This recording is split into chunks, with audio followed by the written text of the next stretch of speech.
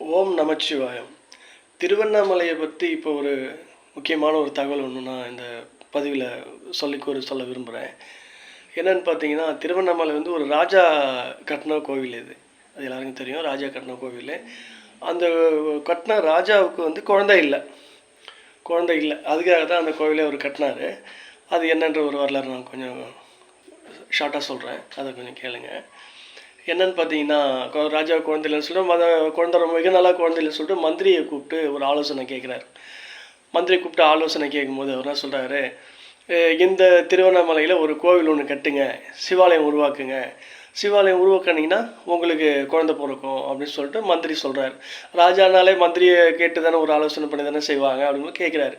கேட்கும்போது அவரும் என்ன பண்ணுறாரு, திருவண்ணாமலையில் சிவன் கோயிலை உருவாக்குறாரு, சிவன் கோயில் கட்டுறாரு. கட்டியும் வேலை நல்லபடியாக முடிஞ்சுது. அப்படி முடிஞ்சும் குழந்தை இல்லை, குழந்தை பிறக்கலன்னு சொல்லிட்டு ஒரு மாதிரி மறுபடியும் மந்திரி கூப்பிட்டு என்ன சொன்னையே ஏன்னா எல்லாம் பண்ணனே குழந்தை பிறக்கலன்னு சொல்லிட்டு அவர் கேட்குறாரு. கேட்கும்போது என்ன சொல்கிறாரு, நாட்டில் எங்கெங்கெல்லாம் இருக்காங்களோ சிவனடியார் சன்னியாசிகள் எல்லாரையும் கூப்பிட்டு எல்லாருக்கும் விருந்து படைங்க, கேட்குறது கொடுங்க, அவங்களுக்கு வந்து தானம் கொடுங்க.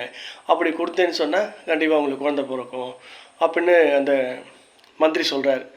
சரி, மந்திரி சொன்ன பிறகு மந்திரியுடைய பேச்சை கேட்டோம் அப்படின்னு என்ன பண்ணுறாங்க, ராஜா என்ன பண்ணுறாங்க, அவங்க அரண்மனையில் தண்டோர் போட்டு சொல்கிறாங்க, இது மாதிரி எல்லாருக்கும் அன்னதானம் இருக்குது, வாங்க அப்படின்னு சொல்லி எல்லாரையும் கூப்பிடும்போது பார்த்தீங்கன்னா எல்லா ஊர்லேருந்தும் சிவனடியார்கள் சன்னியாசிகள் எல்லாம் வராங்க.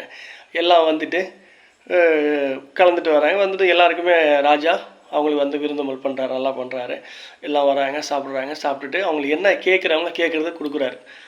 மந்திரியுடைய ஆலோசனைப்படி கேட்குறது கொடுக்குறாரு. எல்லாம் வாங்கிட்டு போகிறாங்க, சந்தோஷம் வாழ்த்துட்டு போகிறாங்க.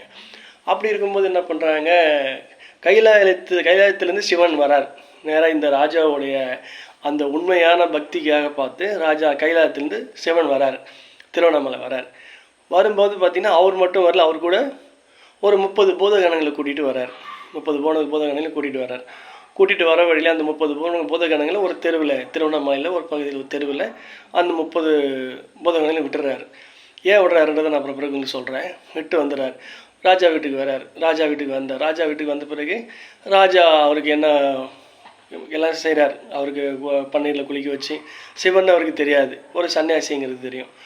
அவர் வெள்ளை உடையில் வராரு. வந்ததும் எல்லாமே அவருக்கு பண்ணிவிட்டு எல்லாம் முடித்த பிறகு அவர் கேட்குறார், இந்த சிவன் வந்து சன்னியாசி குலத்தில் இருக்கிற சிவன் கேட்குறாரு, சரிப்பா எனக்கு எல்லாம் நான் காடு நாடுன்னு சொல்லிட்டு காட்டில் சுற்றி வந்தோம், நான் இன்றைக்கி வந்து எனக்கு ஒரு பணிப்பெண் வேணும், அதை நீ ரெடி பண்ணி கொடு எனக்குன்னு சொல்லிட்டு அவர் கேட்குறாரு. கேட்கும்போது அதுக்கு ராஜா சொல்கிறாரு, திருவண்ணாமலையில் அதுக்கு குறையில்லை, எங்கள் நாட்டு மக்களுக்கு எல்லாமே நல்லது பண்ணியிருக்கேன் அப்படின்போது இந்த மாதிரி விஷயத்துக்கும் யாரும் எங்கேயும் போகக்கூடாதுன்னு சொல்லிவிட்டு ஒரு தாசி தெருவே இருக்குது, 30 வீடு இருக்குது, அது வந்து பண்ணால் அங்கே இருக்குது, நான் உங்களை கூட்டின்னு போகிறேன்னு சொல்லிவிட்டு மந்திரியை கூப்பிட்டு மந்திரிக்கிட்ட சொல்லி ராஜாவுக்கு பல்லக்கு, அந்த நம்ம சன்னியாசிக்கு பல்லக்கெல்லாம் ரெடி பண்ணி அனுப்புறதுக்கு ரெடி பண்ணி வச்சுருக்காங்க. அப்படி வச்சுருக்கும்போது பார்த்தீங்கன்னா மந்திரி ஆரம்பிச்சு போயிட்டு பார்க்கும்போது 30 தாசி வீட்லேயும் 30 பேர் இருக்காங்க. யாருன்னா நம்ம சிவன் போகும்போதே என்ன பண்ணியிருக்காரு, 30 பூதகணங்களை அந்த வீட்டுக்கு அமுச்சிட்டு தான் வந்தார். அவருடைய சோதனையை வந்துட்டு வச்சுட்டு அமுச்சு விட்டு வந்துட்டார். அப்படி வந்திருக்கும்போது பார்த்தீங்கன்னா இவங்க என்ன பண்ணுறாங்க, இவர் இங்கே யாரும் இல்லை, இவருக்கு அந்த சன்னியாசியை திருப்திப்படுத்துறதுக்கு யாரும் ஆள் இல்லை. 30 முன்னே ராஜாவுடைய வாக்கு பொய்யாடக்கூடாதுன்னு சொல்லிட்டு ராஜாவோட ஒய்ஃபு, அந்த அம்மா மனைவி அவங்க கேட்குறாங்க, என்ன ஐயா இது மாதிரி நீங்கள் சொல்லிட்டீங்க, இப்போ என்ன பண்ணுறது, இருக்கிறது நான் இருக்கேன், அடுத்து என் தங்கச்சி இருக்கா, இதில் யாராவது நாங்கள் தான் இதை செஞ்சாகணும் அப்படின்னு சொல்கிறாங்க. சொல்லும்போது அதுக்கு ராஜா சொல்கிறாரு, சரிம்மா அப்போ நீயே போ அப்படின்னு சொல்லிட்டு இவங்களை அந்த சன்னியாசியை நல்லா அவருக்கு பள்ளியரெல்லாம் அமைச்சு ரெடி பண்ணி அந்த இடத்துக்கு அனுப்பி விட்றாங்க. இந்த அம்மா போகிறாங்க, பாலத்தோடு எடுத்துகிட்டு போகிறாங்க. ராஜாவுடைய ஒய்ஃபு போகிறாங்க.